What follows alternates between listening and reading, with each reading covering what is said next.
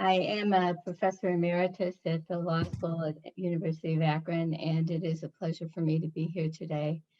I know that Senator Antonio and many others have worked very hard on this, and there already is an excellent book from Andrew Welch Huggins, who's also on this call, um, regarding the death penalty in Ohio.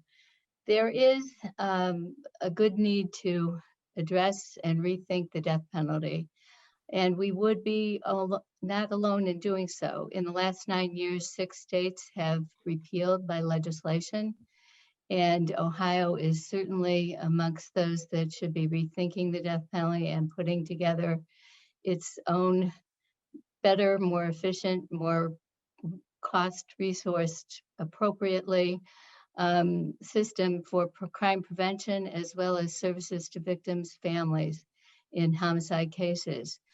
Jonathan Mann, one of our board members on Ohioans to Stop Executions, wrote an excellent op-ed in which he discussed how every dollar we pour into the death penalty is a dollar we aren't investing in services for victims or helping to stop violent crime from occurring initially. And that is so very true. Victims' families do need help, but they don't need to be ensnared in a death penalty process that will take years because we want to make sure that we haven't made any mistakes that Kwame and others will be talking about. We need to have a system that actually addresses crime prevention and punishment in a more humane way, in a more efficient way, in a more cost resourced appropriately way.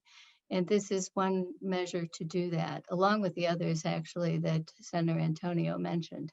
I'd like to spend a moment or two on HB 136, which is the exclusion of those with severe mental illness at the time of their crime from death penalty sentencing. They would be convictable. They would be sentenced to one of the life sentences if that was a capital eligible murder otherwise, but they would not be subject to the death penalty. The reason for this is quite simple. The death penalty is reserved under the Constitution and otherwise just as a matter of humaneness for the worst of the worst offenders and those with severe mental illness like paranoid schizophrenia, delusional disorder, psychotic episodes of the kind that are described in the bill, and it's quite narrow really, are people who don't deserve this penalty. And in the meantime, when we try and prosecute them capitally, we are actually spending 10 times the amount of money we would be spending on a non-capital endeavor.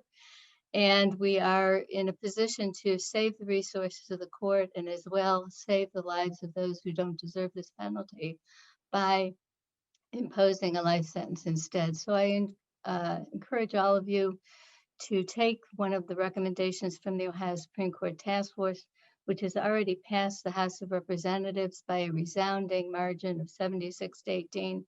Get that passed in the Senate. Write your state senator about the SMI bill and get the Senate to do this during the lame duck session.